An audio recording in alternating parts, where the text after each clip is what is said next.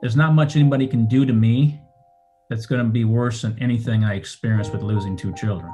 If someone had asked you how you were feeling, what would have been the honest answer? Um, uh, There's a photo of you and you're holding Noah just in the palm of your hand. What were you saying to him? So I believe that my role was to protect my wife and to help her get through this loss, without realizing that I too, which is crazy to look back on that moment, that I didn't stop to acknowledge my own loss. And I can physically see myself dying because I would not surrender and ask for help. When someone asks you casually on the street, do you have kids, or how many kids do you have? Is that sometimes a difficult question to answer?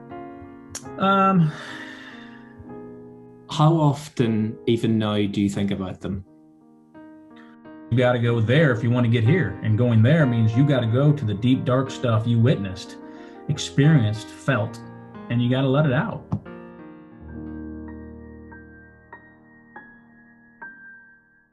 In 1994, you moved from Iowa with your now wife, Christine, to Chicago.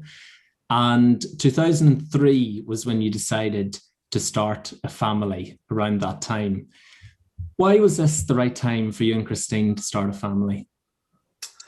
Well, when we moved from Iowa to Chicago in '94, we had just graduated from the University of Iowa. We both had a degree, or graduated with a degree in engineering at the time. And, we were like 24, 25 years old. And, we just moved to the big city and decided we were just going to work for a while and kind of get ahead of our student loans and student loan debt. And then kind of get a house and kind of get things going on that level before we decided to jump into having a family, because we weren't sure if one of us was going to stay home. Most likely would have been my wife. So, it was just kind of seemed like the right time to start. Mm-hmm. And after some fertility treatment, it was 2004 when it actually happened, and Christine fell pregnant with a little girl who we now know as Katie. Mm-hmm. Do you remember the moment that you found out that you were going to be a dad? Oh yeah, I remember. It was nerve-wracking because it was honestly, it was not something that had been like on my top priority list, to be honest with you. It was just like, yeah, I'll become a dad, great. If not, no big deal. But when going through the fertility treatments, I thought for sure that it probably wasn't going to happen. I didn't know, I've known people that have gone through fertility treatments that it's worked for. Other people at the time, our friends, because at that time we were in our early 30s, mid 30s. So there was a lot of people that were starting to thinking about having families, and which seems late. But, in a family where both people are career driven, it's not uncommon for, at least in our circle of friends, it wasn't uncommon for people to wait till their early to mid 30s to start a family. And so when I heard the news, it was of course I was scared because I wasn't sure what it meant, but I also knew that I was pretty excited about being a dad. And that excitement turned to tragedy. This was 17 weeks in when Christine got the news that the little girl didn't make it, who we know as Katie. What do you remember from that day, Kelly? Well, I talk about this a lot in my book, from a standpoint of it was shock. It was heartbreaking, but it took me a while to realize it was also traumatic, because we were there when we found out that there wasn't a heartbeat. So, there's a traumatic or trauma element to finding that out. So it's a lot of emotions that go on, because you think you're in the clear. You went through fertility. You think, okay, we got through that. Everything's good. And then and it turns out it wasn't so good. Mm-hmm. And did you think that your role as a man was to protect Christine, to look after her, to comfort her? Oh, absolutely. I grew up in Iowa, as we mentioned, but it was a very blue collar town, kind of a rural area. Big boys don't cry. Man up, rub some dirt on it, kind of a mentality of like, not stop crying or I'll give you something to cry about, kind of a messaging. So I believe that my role was to protect my wife and to help her get through this loss, without realizing that I too, which is crazy to look back on that moment, that I didn't stop to acknowledge my own loss, right? I lost my dreams for having a child, for having a daughter, but I didn't acknowledge it at the time. I was more focused on helping my wife get through, the pain. Mm-hmm. And it was a difficult time. Mm-hmm. It took me a long time I just pushed through it. I just kind of pushed through it and tucked it away in the back corner of my mind and thought it would just go away. But when you say thought it would have gone away, what do you mean by it? Is that the pain? Is that the hurt? It was pain. It was an emotional pain. The processing of it, the agony that it was more the psychological pain. Yeah, it's hard to put a description on it other than it was just a lot of emotion and stuff going on. There was anger, there was sadness, there was heartbreak, there was fear. What was going to happen with my wife? What was going to happen with me? It was just a lot of stuff kind of all rolled up in one ball of emotion that I was just trying to all right, if I stay focused, look forward, move forward, keep my head down, keep running, and I'll just get through it. Mm-hmm. And that's a technique I've used most of my life on other adversities I've faced. But this particular one, and I'm sure we'll talk about it here today, that technique didn't work so well for me. Did anyone ever ask you how you felt at that time? No. And it's interesting because that's one of the things we talk about. I hear that all the time from grieving dads that I've spoken to, is the one thing that makes them feel alone and isolated is the fact people will ask, how's your wife doing? Mm. Hey, how's your wife doing? But they never say, how are you doing? Mm. And I'm pretty confident that no one's asking the mom, how's your husband doing? Mm. If someone had asked you how you're feeling, what would have been the honest answer? The honest answer or the answer I would have gave? Give me both. Honest I would have gave would have been like, I'm doing good. But if they would have caught me at the right moment and they asked me in a way it wasn't like just in passing, like, hey, how you doing? It was more like, if it was more of a compassionate hand on my shoulder, hey, how you doing? I would probably have melted down. I would have had a meltdown. I would have started emotionally releasing at that point in time because it happened later when I allowed myself to be around people that would ask that question. And you said that you threw yourself into work because I guess that was the thing that you knew and you could use that as a distraction to get through it. And after about a year or so, you both decided that the time was right to try again for another child. Right. Were you scared to try again? Oh, yeah. Extremely frightened. I didn't want to do it. I actually told my wife, I said, I really don't want to do this again. I can't survive the loss of another child. It's because I hadn't dealt with my first loss. Mm-hmm. I was still running from that. I thought it was behind me. It was still chasing me. It hadn't caught me yet.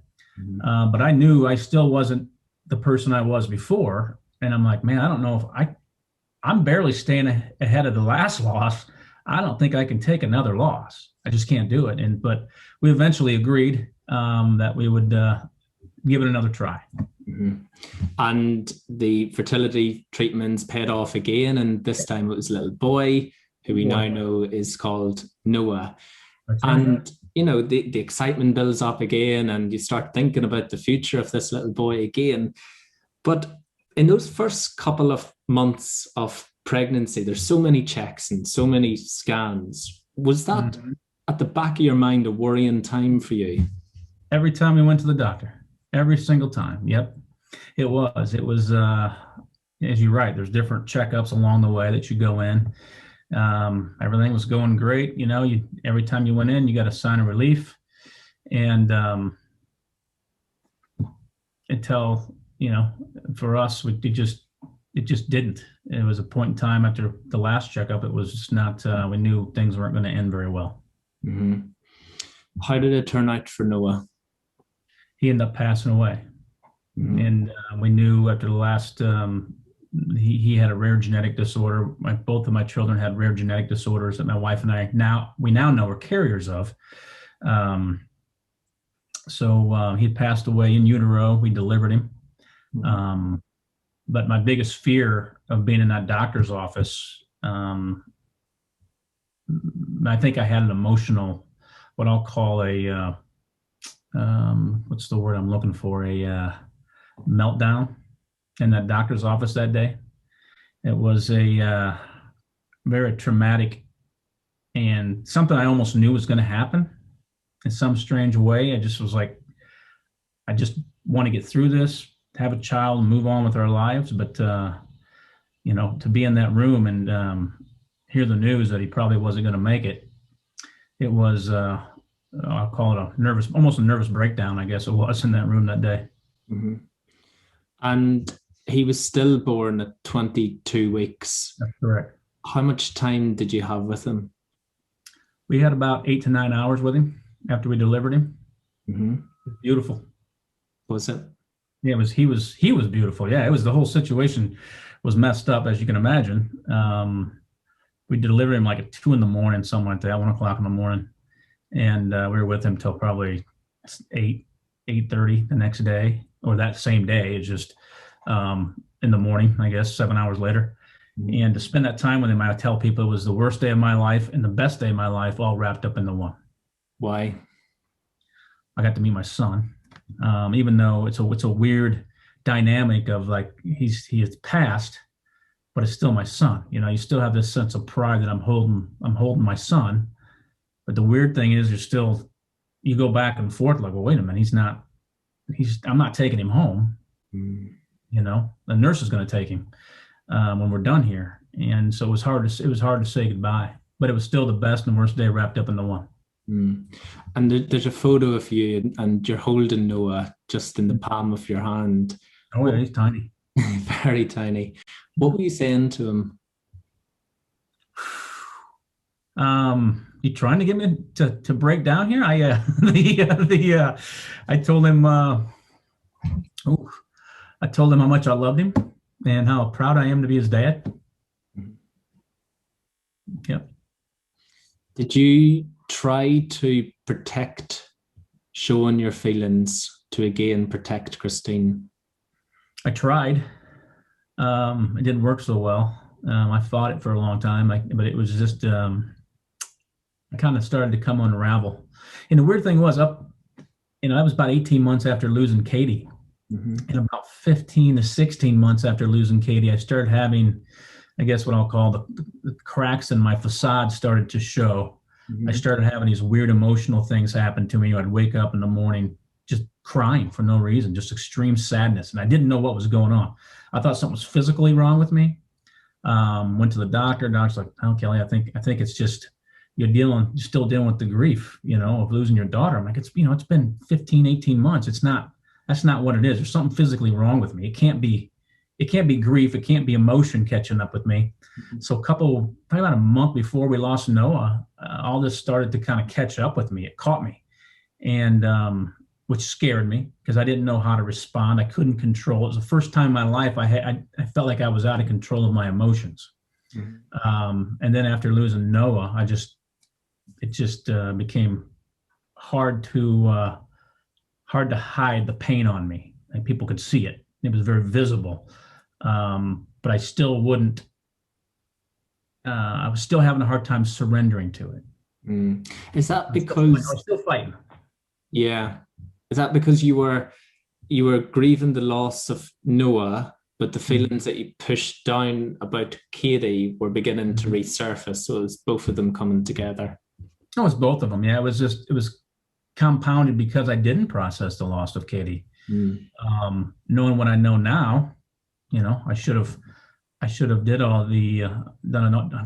all the hard work of grief of losing Katie, and I think there was probably some long-term damage done to me as a result of not emotional damage, that as a result of not allowing myself to feel the loss of Katie. Does that make sense? And what did that look like on a day-to-day basis after Noah's death, in terms of, did it affect your work, your relationship? Did you, were you more fatigued? Yes, all the above. After we lost Noah, literally like a couple of days later, my place of employment knew that I was going through, things weren't good for Noah. But I just had called in and said, I'm not coming back anytime soon. I don't know when it's going to be. Here in the States, they have this thing called Family Medical Leave Act, which gives you 12 weeks of unpaid time off to be with your child, unpaid time. But if that child dies, most places of employment give you 3 or 5 days of bereavement leave, regardless if it's a spouse, or if it's a child, or if it's a parent or a sibling. It's 3 or 5 days and get back to work. And they could have fired me. I didn't care. I'd kind of got to the point where I just didn't care about anything that didn't really matter, meaning my career, my job. It didn't matter to me. I was dealing with the death of my son. In fact, I was quite angry that the world kept moving. I remember I was staying outside the hospital. Was near O'Hare International Airport, and I'm standing outside before we went to the hospital. I'm watching the airplanes fly over and all the traffic on a major interstate system in Chicago, and I'm angry because why are these people still going on with their lives like nothing happened? Like Noah has died, and I know it's not realistic to think that, but it irritated me. Like, can't we just stop for a split second to acknowledge, Noah? And I know that's a big ask, and I know it would never happen, but that's how I felt about it. Why were you so reluctant to go to a counselor? It's a sign of weakness. I mean, the way I was raised, it was like I was embarrassed if someone would see me. I mean, I remember sitting in the waiting room to go in to see the counselor, and I'm kind of hiding, in the corner, going, "Man, I hope nobody walks in here that knows me." Because what would they think of me being in here seeing a counselor? I grew up in an area where you go to the bar and you have a beer with your buddies, right? You don't talk about what's going on. You just go to the bar and you have a drink, and then you go home. But you don't talk about your emotions. It's still an odd concept for me, even after everything I've been through, and even after all the work I've done with grieving dads. It's still, I mean, I'm much better at it. It's uncomfortable at times I wouldn't say it's uncomfortable. It's still awkward to have somebody, a grown man, break down and cry in front of me, because that just wasn't how I was brought up. So it's still a thing that I'm working on. I've gotten much better at it, much more compassionate about it. So how did that come around then, to go from a dark place and having dark thoughts to walking into a counselor's office? The pain had gotten so bad. I had mentioned I'd gone to see my doctor. He's like, "Kelly, I think it's depression." I said, "I don't think so." He gave me a prescription for an antidepressant. I said, "I'm not taking it." He goes, "Here's a phone number for a counselor." I said, "I'm not going." 2 or 3 days later, I'm on my living room floor on all fours, begging for emotional pain relief, bawling, almost paralyzed from anxiety, panic, fear, despair, depression, everything. There was no light at the end of my tunnel at all. I didn't care if I lived or I died. It didn't matter. I wasn't suicidal, but I didn't care if I lived or died. And it got to a point where I couldn't eat. And I was throwing up everything I tried to eat. I'd gag on my food. I'd lost 30 pounds in a month. And I could physically see myself dying because I would not surrender and ask for help. It was on that living room floor. I finally just said, "I need help." And I finally just said, "You know what? I got to do something." I finally got the prescription, started taking antidepressant. went to a counselor. I broke down emotionally before I did both, beating myself up, thinking to myself, basically calling myself weak. How have you gotten so weak? You have to use these tools to get you back to function again. Mm-hmm. Did the first counseling meeting change your perception of men talking about their feelings? Oh, yeah. I went in, I sat down in this chair. I bawled my eyes out for an hour. As soon as I sat down, she goes, "What's going on? What brings you in today?" And I lost it. I sat there for an hour and I bawled my eyes. She cried with me, hearing my story. She had just had a baby, which probably didn't help her emotional state, because she was thinking about probably losing the loss of her own baby. But we sat there and cried for an hour. It allowed me to tell my feelings or talk about it. And I remember walking to the car, and it was like the first time I'd heard birds chirping in a long time. Like I noticed it. Like I noticed the air, like the fresh air and the birds chirping. I'm like, you know what? I mean, I think I'm onto something here. I remember driving back to my office, and I'm thinking, I feel lighter. Like I feel like this burden is starting to lift. Now it didn't all happen in that one meeting, but I did feel a little bit more of lighter, if you will. And that's so interesting what you're saying in terms of it doesn't happen in one meeting. We'd all love it to happen like that, but it certainly does not happen like that. It's a process a process of healing, really. Long process, right? A very long process. And now, how have you learned through the different meetings that you've went through and the tools that you've learned? How do you now manage the grief? Well, for me, I'm 15 years out in June from losing Noah. So I mean, it took time. I kept going to counseling for probably 5 months. By the fall of 2006, I decided I was going to start going to a support group at the local hospital they had for baby loss. Mm-hmm. So my wife and I started going to that, and there were other couples there. But the guys, at first we all thought we were there, or we kind of took the role of we're there to support our wives, and none of the guys in the room wanted to be the first one to start talking about their emotions. It came around to me, and of course I had already gotten comfortable telling my story in front of a counselor. So I told my story, I choked up.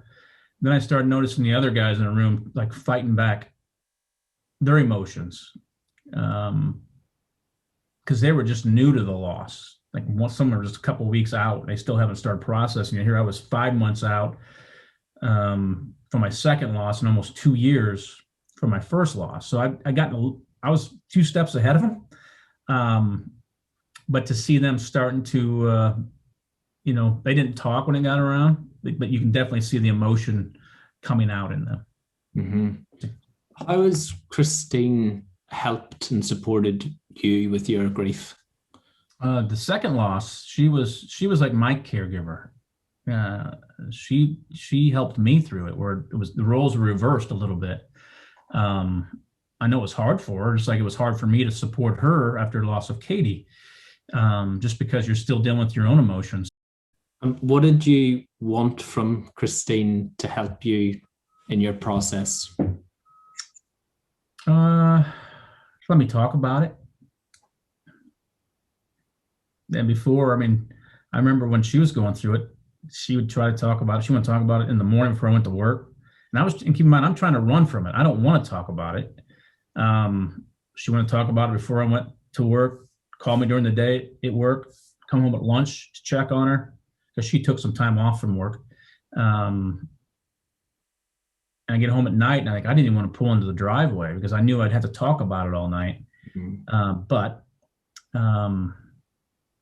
that was just her grieving, right? I was trying to run from it, mm-hmm. and she wanted to talk about it. So roles were changed a little bit, and she was much more accommodating probably than I was during that time, because she had processed Katie, and she knew what it was going to take to get through it. Mm-hmm. And I was still learning that after losing Noah, mm-hmm. and scared. Years have gone by since mm-hmm. Katie and Noah's death, how often, even now, do you think about them? Oh, every day. And there's not a day that goes by that something doesn't come up. It's not like it was before where it's like this difficult thing to think about them. And I tell guys this all the time. There'll come a point in time in which you'll be like, you think about your child and then it brings sadness. But there's going to be a point in time, if you do the hard work, or it's going to just switch. It's going to flip. And now when I think about Katie and Noah, it brings a smile to me. I miss them, love them deeply. I try to live my life in a way that would make them proud of their dad. So I want them to say, that's my dad, you know? So the work I do with grieving dads, am I perfect at it? And how I live my life? No, but I try every day. So do I think about it every day? Yeah, I don't dwell on it.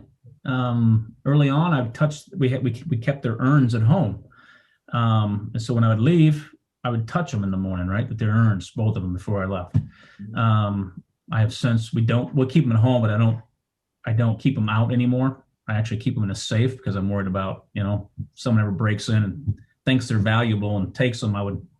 That'd be horrible. So now I keep them in a safe is where I keep them.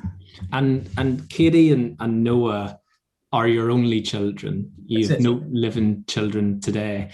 No. When someone asks you casually on the street, do you have kids, or how many kids do you have? Mm-hmm. Is that sometimes a difficult question to answer? It was early on. Now it's, I just respond, I've lost 2 children. Mm-hmm. So that's how I respond. It's usually an awkward situation for them, not for me, because I've gotten comfortable with saying it. Mm-hmm. And I use that a little bit as a opening or a tool to see if maybe they or others they know may have lost a child. Mm-hmm. And it's amazing the amount of people I have touched. I think I was meant to meet from that question.